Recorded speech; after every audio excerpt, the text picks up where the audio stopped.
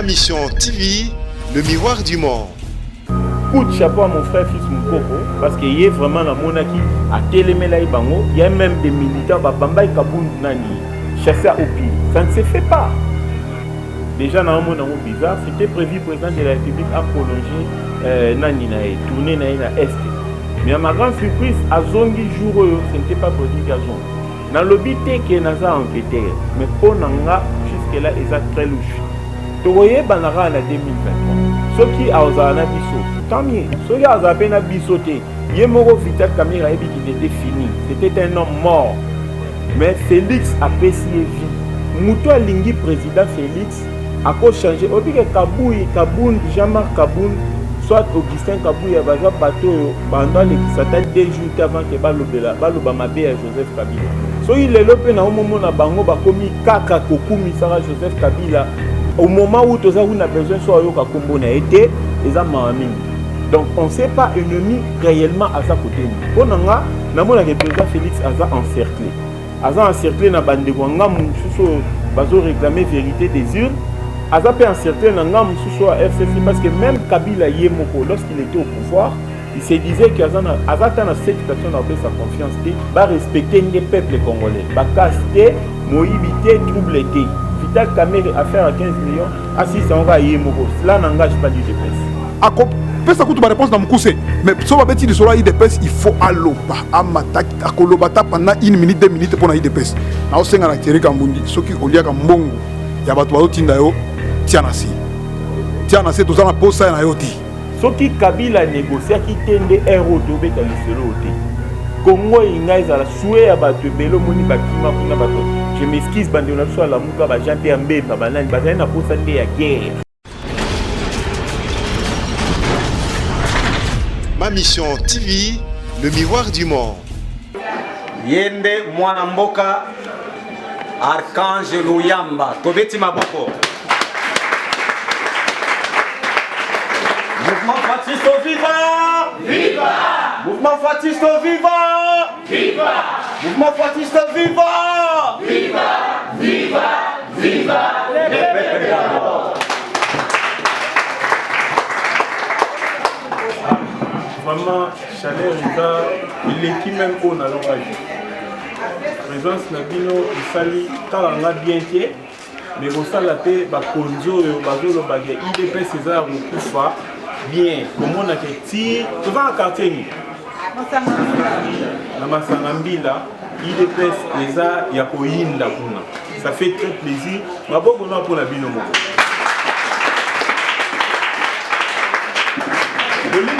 Dans le bail il y a un fan d'acteur au téléma. Dans le bail au téléma. D'accord. Bon, d'abord, je préfère que tous au moins 1 minute de silence pour la bande de Bisso au Bakoufati dans l'avion.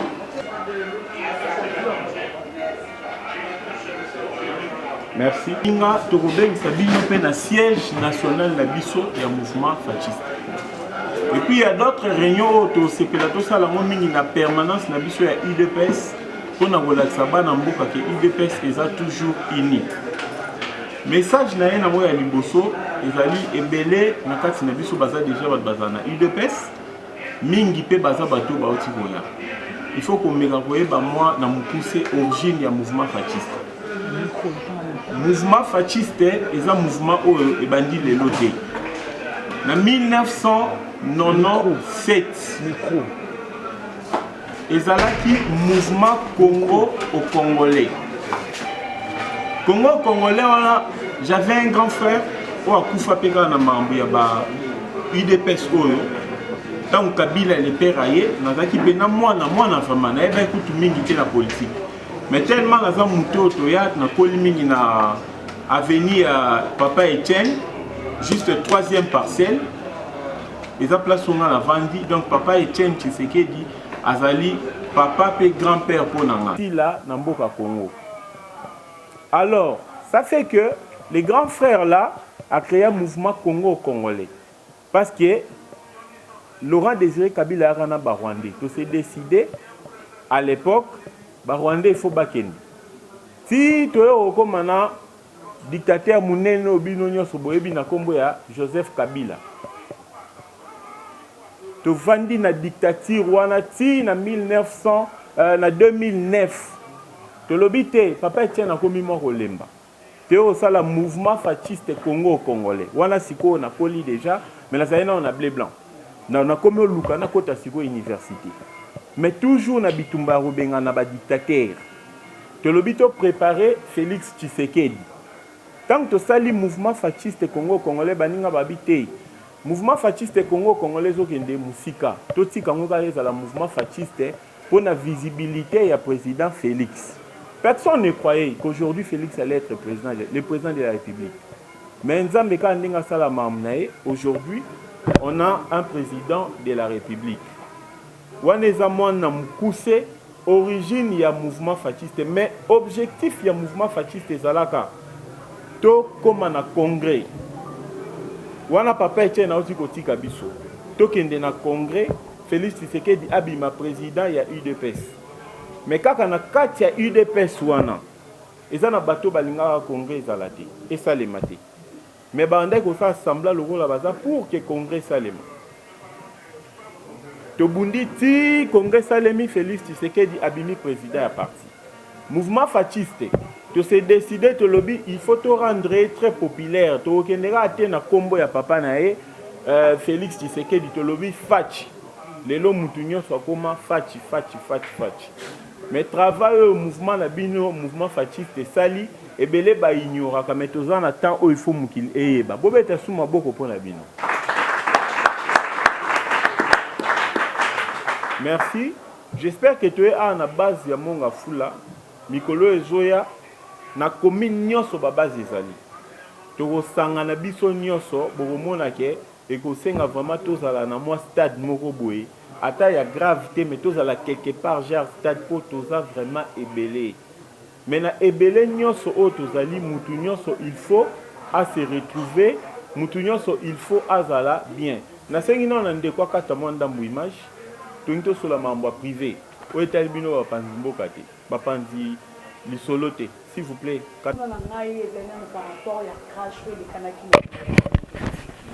Omeki kolobango juste likolo. Si lelo Antonov 772 o ekweki suite nango ebanité. Voiture blindée, Jeep blindé à président si lelo boîte noire et ebani côté kété. Na ebité yo lokola moko et ba président to moko e ba kambia mouvement fasciste. Ce qui au moins pour éclaircir biso likambo wana. Quand na utai koloba banquette est en cours. Il y a des gens habilités au sala banquette wana ko pesa biso ezalaki ko expliquer biso na posindo ezalaki nini. Je ne suis pas expert mais tant que moi na mboka nazo monango moi bizarre. Na monango moi bizarre kotala ke non mais c'est Joseph Kabila nazo un peu moins renseignement et pas non. Kabila ta kendek non. Tena Tunis. D'accord. Oui, je vais répondre. Moi, si je te pose une question, Kabila, c'était prévu qu'il y a Kende. Est-ce qu'il y a Kende côté? D'accord. C'était prévu que M. Kabila soit là. Mais à ma grande surprise, il n'était pas là. Déjà, dans un moment bizarre, c'était prévu que le président de la République a prolongé Naninae, tourné na Est. Mais à ma grande surprise, à Zongi jour, ce n'était pas prévu qu'à Zongi. Dans le but, il y a un enquêteur. Mais pour Nanga, jusque-là, il est très louche. Et là, même Nazumona Bakambina biso IDPS, je cite M. Jean-Marc Kabunde, Augustin Kabouya, na bis na mutuka le roi batba ça la campagne bazoya po baya opekisa ba combattant ba manifester kanda na bango. J'ai dit que je suis désolé. Coup de chapeau à mon frère fils Mukoko parce qu'il y a vraiment la monarchie à Télémela Bango, il y a même des militaires Bamba et Kabund Nani chassés au pire. Ça ne se fait pas. En politique, il n'y a pas de cadeau. Mais les mots de la ça ne se fait pas. Tout le monde qui joue à la qui vendredi, la monnaie qui président Aïe Jean-Marc Kabound, la secrétaire général Augustin Kabou, Yanné Basala qui matinée na bango. Mais na maloba ya mon amboka Jean-Marc Kabound, le bail loko moko be pesa ki nga passe makasi. Aloba ki que moyen coalition ya FCC na cash.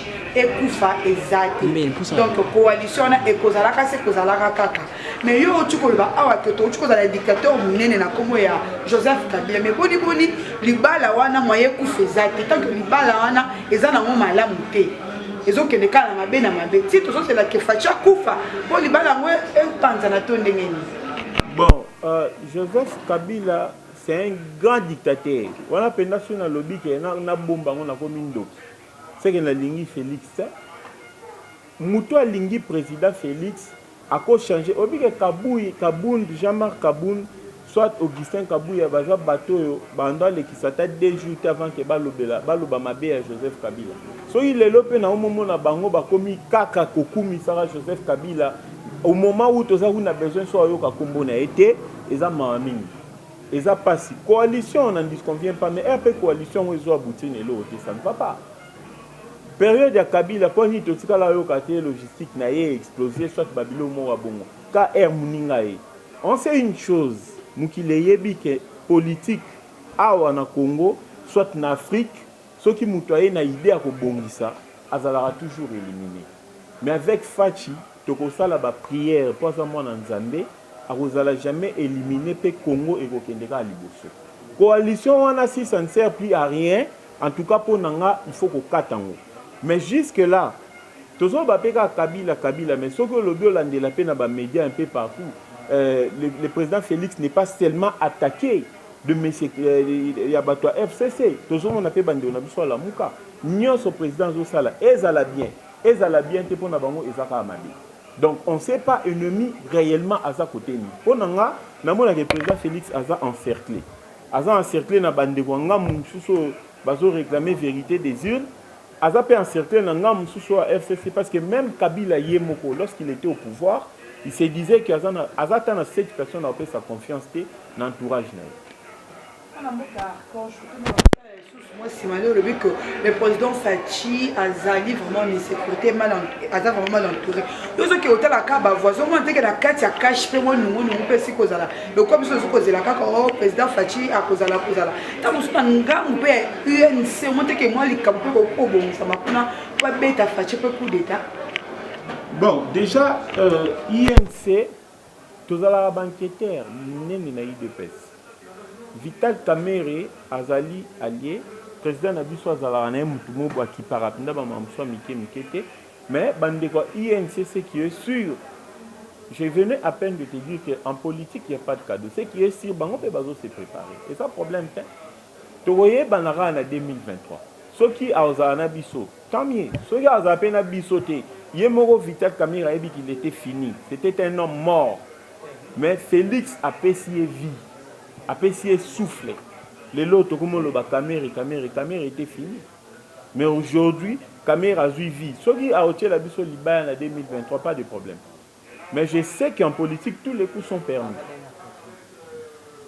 Na pona kana mituna na ngamo côté bébé ba ko baza mituna ko pesa na ko tuna pardon de ko Archange lobby le 21 marche ko salema ba ya CLC oyo bakosangana na bandeko na biso ya lamuka bakotambola bakoboya makambo etali corruption oyo ezali vraiment na moment ya likambo ya 15 millions de dollars oti lelo ezoyeba na kote kenda te oyo mokonzi ya mboka pa alekana kuna mpe na betando ya kuna ya babindela lobiki na mboka na biso alekaka ngo corps rétro-commissionnaire te soki tokomi na niveau nini toki yo mpe bino mpe bokosoutenir bango to botikeli kaka bandeko ka ya lamuka basoutenir bato ya CNC. IDPS viva! Viva! Mouvement fasciste viva! Viva! Olobi bien Kamerhe Samba asisa makamna. So il marche non allié soko ke royiba ngana soutenir yo ponga pena ko mama bo salite. Fachi aza maboko pembe. Non, Fachi c'est un diplomate. Il faut comprendre qu'est-ce qu'il a dit. Oya lobby ça dit beaucoup de choses. Vital Kamerhe, so il faut qu'on se présente dans la justice, pas de problème. Au moins, il y a un entourage à Kamerhe, il y a beaucoup d'escrocs. Miyi Bibazé Belé. Bazo Landa, n'oublie pas que Kamerhe a travaillé avec Kabila. Biloko wana Fachi alingangote. Alors, ceux qui bazo marché réellement pour na marambo 15 millions, bon, je sais qu'il se cache beaucoup de choses. Mais tu le dis que au ezali état de droit fachazo permettre tout bas ça la marche na bango ba respecter les peuples congolais ba caster moïbité troubleté Vital Kamerhe affaire à 15 millions à 600 ga yemoko cela n'engage pas l'UDPS. Mais c'est comme ça ministre il y a cash bazaka toujours ba biaker mais mupanzi kuna FCC bakangi ba mbongo nyonso et pas ministre ya finance bakabozali boni kuna ministre finance na obi que réunion mo conseil de ministres mo esalema dernièrement awa ayana en retard avant d'aller banda azonga pété mais si réunion sili après yemoka comprenait que o eza gouvernement mususu bon dire que non cash ba ministre bazaba en piaker mais c'est logique ba ministre cash ba epo na oyibate ba epo na kotonga mboka donc yebango na histoire ya Congo ba ministre o ba bimani lo côté ça ba ministre o ya gouvernement Tshisekedi ba o bazoyi ba bien wana na ngambo FCC kala mingi te ba récupérer bango ba zonga na logique ya bango. Merci beaucoup. Viva! IDPS viva! Viva! IDPS viva! Viva! Viva! Viva! Le peuple d'abord! Bon? Biso tozali awa toza ba mama. Tozo kamakambo ba projet ba makambo ebele pona misala. C'est bon. Mais biso ba mama mususu tozali pona ko éclaircir bino problème o bazolela ya social. Social eza musika te pona kokende koluka musika ndenge batu bazokende koluka. Tonga to fongola bino siko esika pasi esika social ezouta pasi makasi ezali nini. Pongai nazali kati ya moko o bakotaka juste au fond ya bandu kokende kosomba biloko ya koteka. Au fond là ezali okokuta sac ya masango ekokoza la 18 000. Pour le moment, awa sake masango na yoki yango eza soki 80 000 ou bien 90 000. Et loko nini ezopesa batu pasi nzala o ezokota. Ezali ke osombi kuna bien. Oye nango awa pa na biso. Tango ozokoma na libongo na biso osombi loko na 18 000 ezokoma koteka mawa na 90 000 pourquoi? Eza ba service ebele o eza na libongo wana. Okuti awa eza na mususu. Okuti awe ezana mususu. Okuti wana mutu na mutu atelemi na kwena ye. Okofuta juste tango komi na porte. Soko za na 20 sacs. Ba ebisi yo salongo. Salongo wana ezofuta peut-être par sac 1600. Okofuta mbala moko te 1600. Donc il faut totaliser 1600 wana fois 20 ou bien 10 sacs ozanango. Bon, siko biloko ekoteka matalu te ndenge nini. Nga siko nazo senga boye. Il faut bosser l'effort pour que na niveau ya mabongo na biso. Mabongo na biso ndenge tozokende. Po biloko ekita. Mutu soka ye koteka biloko ndenge wana zonga se retrouver zéro. Est-ce que koya na biloko mususu mbala sima? Akomona ke moya na matakuna ezate. Biloko ezakuna na bamboka na ezebele social tozoluka okukuta biloko ezebele. Mais moya bima boye bazobanga po soko komia ba tracasserie belebele yango na biso tozolela nzala. Biso tozaba tokolela nzala te po fo ya bandundu wana biloko ezebele. Ndenga nazo senga pona kotelema ba service nyonso wana poke biloko soki kaka ba service wana ekufi boko mona bino nyonso biloko ndenge okokita awa ndelo ko ngana Maman Nene. Maman Tumba Nene. Si on a répondre à la question, et ça même parmi biloko ngamo personnellement la salle le président de la République lettre. Toko bomba ngote. Ba service oyo ezo traquer, ezo luka ko baby sa réputation na mandat ya président na biso, eza ba service kabili o biso tokuti. Le président de la République doit s'opposer. Il faut acha batu malamu na mitu ya bato baso kamba ba service wana pour population ezala bien. J'en profite de l'occasion. Ce que tali lelo na otaki oloba makambo ya gratuité ya bana classe, bana primaire. Kaka Congolais azotelemela ngo. Ce que tali lelo ba mbongo ba soda il fallait comme 400 000. Si je vous dis que le président de la République avait déjà signé, j'en profite de l'occasion pour naebisa ba policier. La police na biso Congo. En tout cas, il faut bolinga président de la République mingi. Pour azobundela bino bozo ba 400 000 bat bazobundisa bino ezaka ba konzina bino boutana bango na Kabila wana. Bo sala rappel ba memo boyebisa président de la République abenga na bango a changer bango. bozo ba 400 000 na bino. Donc na kimia nyonso mama oyo lobby ekomi meyeba ke lokola toza na patron ya sécurité oyo azali mwana ya kati ya Congo azana bolingo ba congolais oza kutu na retard. Tout se fait nyonso ozala bien. Merci beaucoup. Ngana kombo ya monsieur Rigal Matouba, naza membre du mouvement fasciste. Ya liboso eza lokwa question nazo poser. Ozaki na lopango, le loza propriétaire ya lopango lisusu te. Maintenant na kati ya lopango tango cédé lopango pa mutu mususu, oza na CT na yo. Mopesi mutu condition na kati ya lopango. Lopango ekomi ayo, monsieur to eza yanga toza na bapaya. Yaza pêcheur ko mutateka lopango za pêcheur. Azui ba filet na bilamba ya salité ya mai ayokotia na kati ya ndambo malioza na bapaya. Donc na lo bandenge ni. Pato ndai dernièrement na radio à ce qui concerne la constitution. Que constitution na biso mboke zolo ba ke président actuel pote a changé a remanié na niveau ya justice to ya ba comment ya ba magistrat na magistrature de seigneur ba fandisa cour ya ba magistrat pe ba bengi na président sortant nde ba ye ba fandi ensemble nde ba poni magistrat ni ba ko tia comme à la tête. Est-ce que tout le monde a louchité zomi la exception que non président sortant nde yo azoka ko animer gouvernement jusqu'à présent. Voilà qui première question nangai. Deuxième motu na ngezali. Tozolo be la mouvement fasciste awa. Isa na kati ya IDPS. Est-ce que cause confusion te le lendemain entre IDPS et le mouvement fasciste? Et pour en finir, est-ce que dans le mouvement fasciste, tu peux apporter l'emblème de l'IDPS ou nous sommes obligés à appeler l'emblème de Bissomoko? Je vous remercie, Président. Merci. La dernière question. Excusez, chef, baluka nan momke. Au cause nanywana, logo wana. Ils ont défini le mouvement fasciste. C'est un ange du Congo, le gardien du temple de la démocratie. Si on a un temple de la démocratie, tout ça, maman ou bakoli déjà, mais bazo continuer ko luke là. Bana ou bakoki si ba 40 ans, maman maka c'est sili. Bazo continuer ko teka na coin au lieu de repos. Yo tant que membre du mouvement fasciste, il faut dénoncer biloko. Il faut bunda pour jeunesse et joie. Façon de vivre, ba jeune bazwa misala pour protéger ba maman ou ba koli. Heureusement na injustice na nzela mamnyo sezo le kaya mabe. O ezo sepelisa, o ezo salure image ya mboka na biso.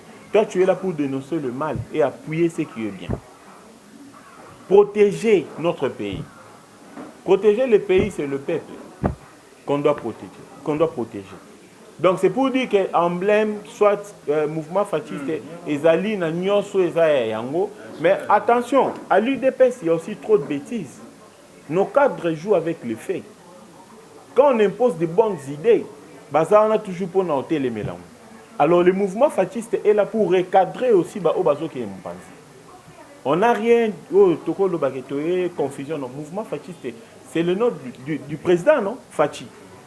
C'est pour accompagner sa vision. C'est seulement pour dire que si tu es cadre au conseil à côté IDPS, je viens maintenant en tant que membre. J'impose ce qui est bien. Juste pour que Mboka Nabiso qui est il n'y aura pas confusion. Et deuxième question, première question. Au moment où tout le bien gouvernement, et gouvernement ou la coalition, peu importe tout ce qu'on peut dire, mais Kabila a négocié, mon ami. Ce qui Kabila a négocié, qui tende héros to beta liselo te. Congo ingaïza la soué à battre belo moni bakima kuna bato. Je m'excuse bande on a soit la muka ba janté mbemba banani bazana posande ya guerre. Rébellion pour bazonga bazo ba poste mais peuple ndali ngaya souffrir. Kabila a compris que non, il devait céder, il a cédé mais il y a quand même comme président Imo Aloba, ils adultes, dit Luana, ils ont profité d'un peuple congolais parce que le président travaille, rien n'est bloqué. Le système Yokomo Nango peut-être danger, mais il y a toujours des mécanismes pour recadrer le système Ezala. Bien. Voilà. Merci. Ngai Yves Lupalo Babili. Et nous avons un mouvement OET, mais nous avons mis un peu de temps pour nous retrouver liboso na bino. Le problème nanga ezanini. Eza pas si mingi. biso ba eto bundi bito makani bozo beta masolo wana biso pe to bunda na ba université to kangama mais tango pouvoir ekomi na minute oyo eza ba sacrifice to sala musala quelque part tout ça bon to yeli ko beta masolo misala te mais nini to constater na makambo nyonso ezoleka na mboka oyo question nazo tuna na mokonzi ya mboka pona lingi na yeba lelo oyo makambo ekomi ka mwa likambo muke kombata basali ka muke bato FCC batelemeli bato FCC batelemeli bato musu bakoya ote beret rouge beret vert babiloko ebele wana qu'est-ce qui fait que na mutu lokola bitakwira on a kobenga na kombo ye moko ayebisa biso alobi ke so président de la République akomi mokonzi ya mboka na mboka oyo bobenga ngai brebis yo bobenga ngai mouton bitakwira. Qu'est-ce qui fait que mouton a ce courage à koloba na caméra tout ça oh non so ba komata ba sala biloko wana nini bokonzi ya président Félix Tshisekedi et kozala interrompu mouton lokola bitakwira mouton atelema liboso mokonzi ya mboka aloba masolo ya bongo aloba biloko ya bongo ye moko te ebele pe baloba biloko ebele oh non nous allons et tout ça na kati na bango nde bazotindika ba mwa bato wana babenge ba beret rouge alors que ba bundana no bitumba te nde baza wana oh biso toza ba beret rouge tout ça bon question nanga mi balezani ya liboso na lulwa pourquoi qu'est-ce qui fait que makamyo so ba sala ba déclaration na président de la République a memela biso France na Congo te a memela biso États-Unis na Congo te pour na na États-Unis ba kangaka to mona ki ba gilet jaune ba telema ki me bazwa ki fimbu ba mai ya moto ba limwa le mouvement na esila gilet jaune. Mais pourquoi l'Union memela biso démocratie oyo original ko le kana ba français ba beta kama solo démocratie tout monde kana ba 97 98 Kabila tellement makambo tumbo yulo na bandi tumbo yulo na pesa ba to ebele leçon bakuti batu na mutu ka bazo wela bakoti ya hôtel ma tout ça ba telemisi chauffeur ba telemisi nini reste fimbo biloko na diminuer président de la République boité démocratie aussi ezali ko respecter mokonzi mboka démocratie nyolo batekete biso toza contraint kaka ye mokonzi mboka to sala oyo soto lingi non d'abord to bando tanga to zeba na mike balobi na civisme balobi batangi sakabana ça veut dire devoir ya bana envers mboka na bango na devoir ya ba parents envers bana na bango mais pourquoi ba konzi bango ba respecter oyo biso tozo sala peuple mais peuple azo respecter o ba konzi bango ba sala te ba déclaration ba parti politique ba voisin na biso tout ça on s'en fout et c'est biso te basa na bango eza droit na bango nazolo bana bande ko na ngala muka eza droit na bino ya ko critiquer mokonzi mboka mais boye ba ki eza pe droit na biso ya ko défendre donc elingi ko lo bateke mutu nyonso ya ko défendre Félix Awa akomi muluba komi bona boy tout ça non eza droit na bino mais eza pe droit na biso bino bo critiquer biso to défendre likamusu na ngina lo beza likambo ya entourage ya président de la République ça veut dire presse présidentielle. Ndeko na biso Abraham Lwakabwanga azosala musala ya malonga te. Qu'est-ce qui fait que tozo mona ba réseaux sociaux mokonzi mboka azovanda na kiti boye bakangi photo pendant que azovanda. Mais bazui photo na batiango pe na ba réseaux sociaux. Eza na sens te? Eza nini yango? Soki muto moni kete azana capacité ya ko rendre mokonzi mboka tâche facile a démissionné. Pourquoi toza na culture ko démissionner te? Et puis mokonzi mboka na sepele mingi ndengo lobi kete o betaki na mwana mboka kamere o tunye ke so lobi kete asolo ya 15 millions o betaki fo o avancer ba raison rétrocommission tout ça mais alors que ebi ke rétrocommission na les infractions eza parmi ba antivaleur ozo bundisa et sengeli ko kenango tina suka to lingi verdict ya ba cour constitutionnelle ebima to yoka niveau ni to komi na likambwana pamba te mboka o eza besoin na kimia tokozana na kimia tant tozomona ke côté na yo mabezati mais tant tokomona batu musu ba ye po batungisa pouvoir o biso to bundi o to bungisi bandeko eza pasi makasi. Je pense que ndeba question na za obetana mais surtout nazo tia c'était na bitakwira wana bitakwira et puis mutu mususu na tia c'était za journaliste moko na kotanga kombo na po na liake pa na hote na kobanga ti Thierry Kambundi azali soka zo beta masolo yi de pes azobeta ngona zela mer ça veut dire zoloba tout ça pour essayer de pes mais ceux qui va tuni question moko na la muka na bandeko na limbisa so masolo batangi solo mo bandundu ya kuna na kikwiti abeta katangwa te so ba tuni question na ba journaliste ba zotanga ba message akolinga ablamba yango bien ako pesa kutu ba réponse na mukuse mais so ba beti solo yi de pes il faut aloba amata akoloba ta pendant 1 minute 2 minutes pour na yi de pes na osenga na Thierry Kambundi soki oliaka mbongo ya bato bazotinda yo tia na se toza na posa na yo ti toza na posa na yo ti alors nde makambo na ngai naloba je pense que makambo eza ebele me nakoki kozwa parole kaka ngai mpona lobaka tout ça eza na ntina motema bakestion eza ebele oyo nakoki kotuna na mokonzi ya mboka bato wana batika biloko ake mouvement moko esalemi oyo tokolongola ye oyo tokosala boye ekomi nini tolingi toyeba yo na kabila na esipliaki mosusu kete na minute otango olingi okoma mokonzi ya mboka okoprotege nga usat balobi kete mokonzi ya mboka eza tele nde azwaki me ezwa kaka me ndima oyo biso tolobi zala clair yebisa biso yango mpo toyeba banani oyo tozobunda na bango mpo ekomi pasi oleka boye o te tala mutu wana bato wana idps et tout ça ekomi ondire kozala moto ya idps eza lisumu me biso tozoloba boye tokobunda bitumba oyo mpona kosabilize mboka oyo surtout lisolo ya gratuité de l'enseignement nazote yango tokote yango ti suka ça veut dire tokote yango ti suka lisolo ya enseignement naosenga mpe na baboti bino mpe ozala vraiment posé masolo talaka yo ofutaka mwana no classe ermo babengani ye okalinga nguba omoni bamemeli yo mwana na balobi kete mwana na ngai oyo ndenge aza boye désormais kofutela ye su te biso tokofutela ye yo ofandisama yakende osala mais papa pourquoi boloba te kete biso nyonso toapuye mutu wana ekomi yo te marche laïque et tout ça nyonso wana bino moko nde bosala mabe donc tosenga na bino tosenga mpe na mokonzi na mboka sunga biso peuple biso toza nsima na yo tokotika te merci. Mouvement fasciste viva! Mouvement fasciste viva! Oh bana nani mokonzi? Nani mokonzi? Soki mokonzi aza fati okobanga nani? Mutute! Fati beto! Ya mulende wana. On va poser question à la présidente de la République, mais Foyer Baquet, on a un patron de la sécurité qui sécurise aussi le président de la République. Donc, fasciste, Azali, c'est un homme, c'est un homme d'État, à Robimate, à traquer, à s'assurer, mais dans la bateau, il y a la bateau, respecté. Voilà, merci. C'est ça. Il n'y a pas d'autres questions, j'espère. Tobanga mututepe oya robanga zate. Mboka Kongo etangu na kati ya pasi bambula ebele. Bitumba este o wana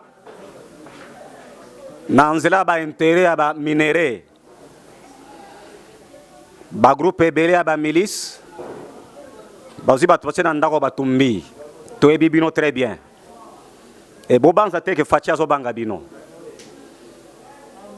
Pour ta Bible le biango que ils vous feront la guerre mais bakoronga bino te.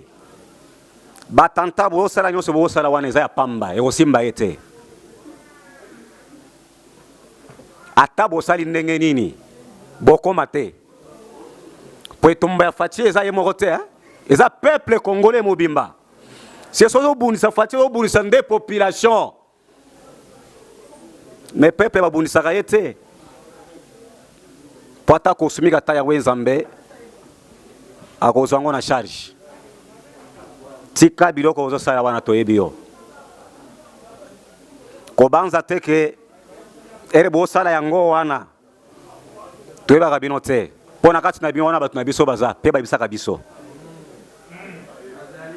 Na katika na bino wana sope ko kwea na bino ndenge uzobanda ko kwea na minute oyo kalate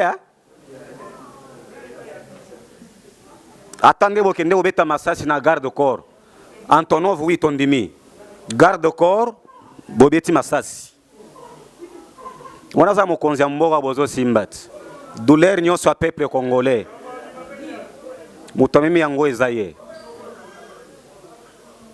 toyebiyo Torbi bien que toyebi yo. Père Osoki. Mouvement fasciste viva! Viva! Mouvement fasciste viva! Viva! Mouvement fasciste viva! Viva! Viva! Viva! Totelemi likolo. Fachi beton. Ya muketse. Babasi nyonso boza la musala. Intérêt à Fatie eza pona mwana mboka nyonso kolongola ekolo. soki tokolinga ete mboko ekende liboso tozala na bumoko tosoutenir Fati. Likambo Fati eza likambo ya bandundu ya bakongo ya muluba to katanga te, eza ya kongo mobimba. Soki olingi mboka yango tokomona misala oyo tosala oyo, soki olingi yango te kindoki na bino yomona pole mpe baokanga bino. Amen. Ma Mission TV, le miroir du monde.